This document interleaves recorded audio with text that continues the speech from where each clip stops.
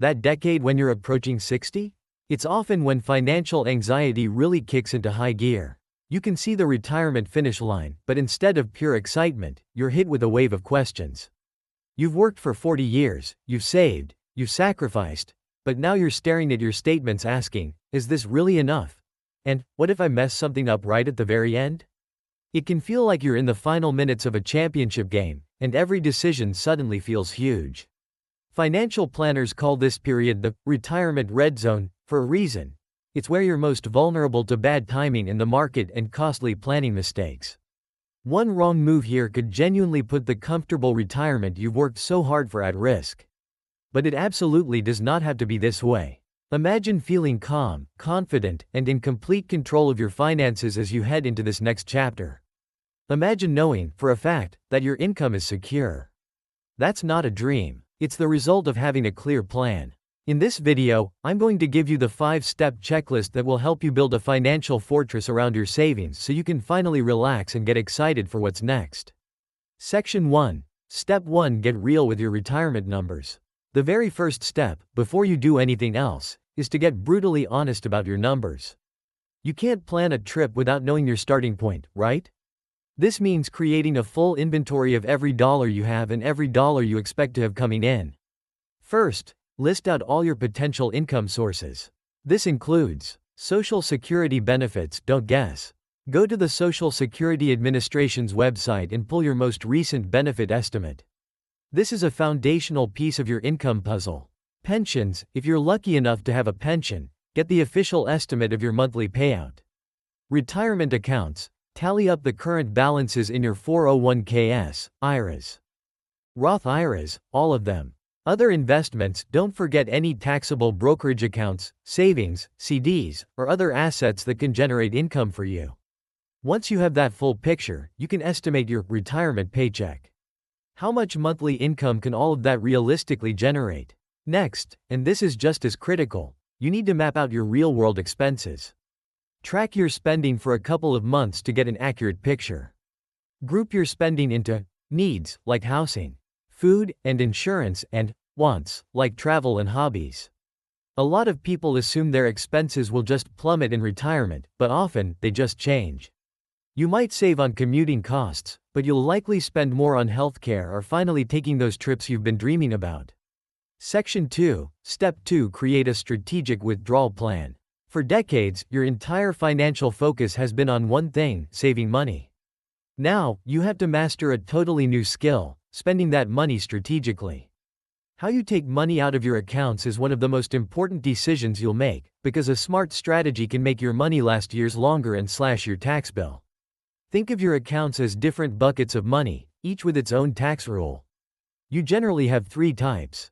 Taxable accounts, like your brokerage account. Tax-deferred accounts, like a traditional 401k or IRA. Tax-free accounts, like a Roth IRA or Roth 401k. A common rule of thumb for tax-efficient withdrawals is to spend from them in that exact order. You'd start by using money from your taxable accounts. Then, you'd move to the tax-deferred ones. You save your tax-free Roth accounts for last, letting them grow untouched for as long as possible. Since Roth withdrawals are generally tax-free in retirement, they're an incredibly powerful tool for managing your tax bracket from year to year. But it's not just about taxes. A huge danger in this retirement red zone is something called sequence of returns risk. It's just a fancy term for a simple, scary problem. If the market tanks right after you retire, you're forced to sell your investments at bargain basement prices just to pay your bills, which can wreck your portfolio's long-term health. So how do you defend against that? You build a cash buffer. Many experts suggest having 1 to 3 years worth of living expenses in cash or something very close to it.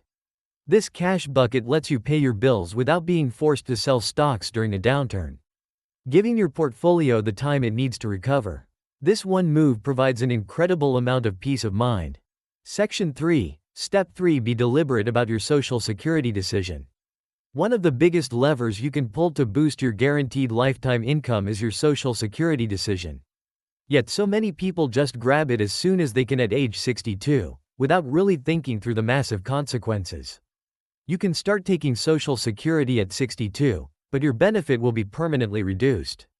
If you wait until your full retirement age, which is 67 for anyone born in 1960 or later, you get 100% of your benefit. But here's the magic part: for every year you delay past your full retirement age, up until age 70, your benefit grows by about 8%. That's a guaranteed, inflation-adjusted return that you just can't find anywhere else.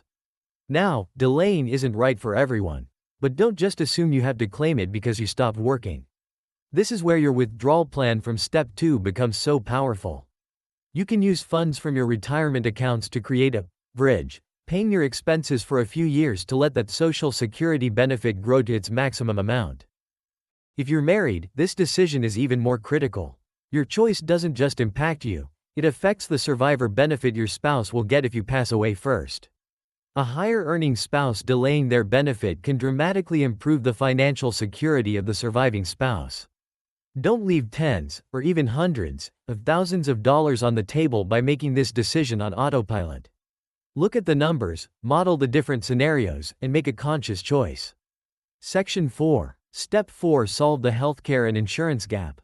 For anyone in the U.S. planning to retire at 60, healthcare is one of the biggest and, frankly, scariest financial hurdles you'll face. Medicare doesn't kick in until you're 65. That leaves a 5-year gap you absolutely have to plan for.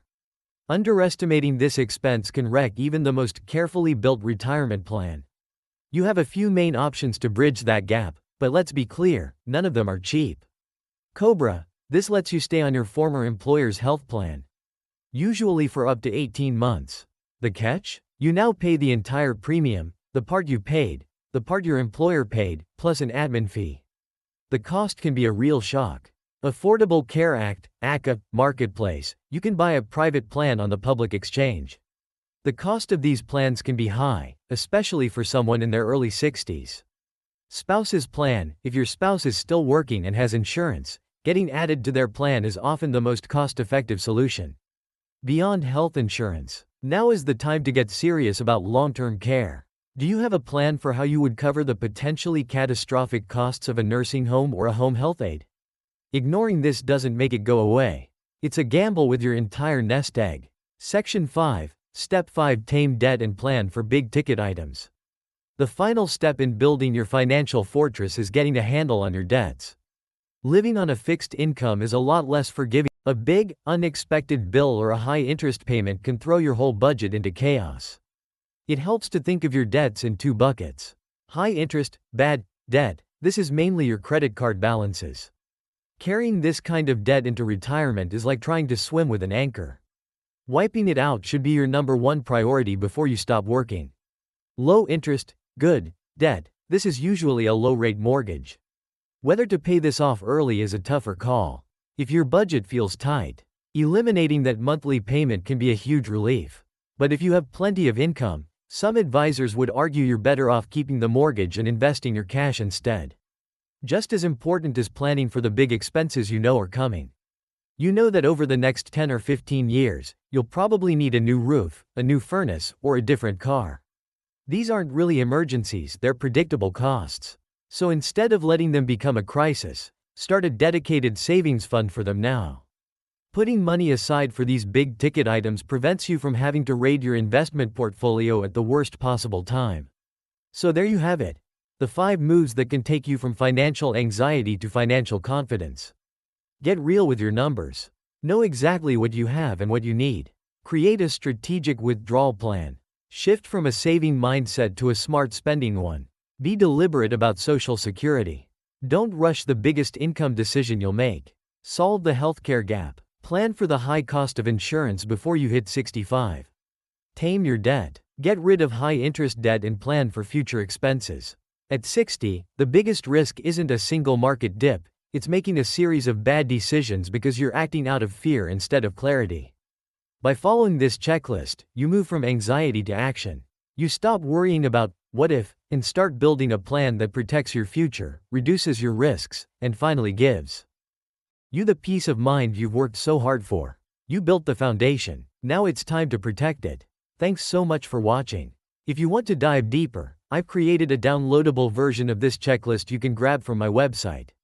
And I highly recommend you check out this next video on creating a tax-efficient withdrawal strategy. which builds directly on what we talked about today.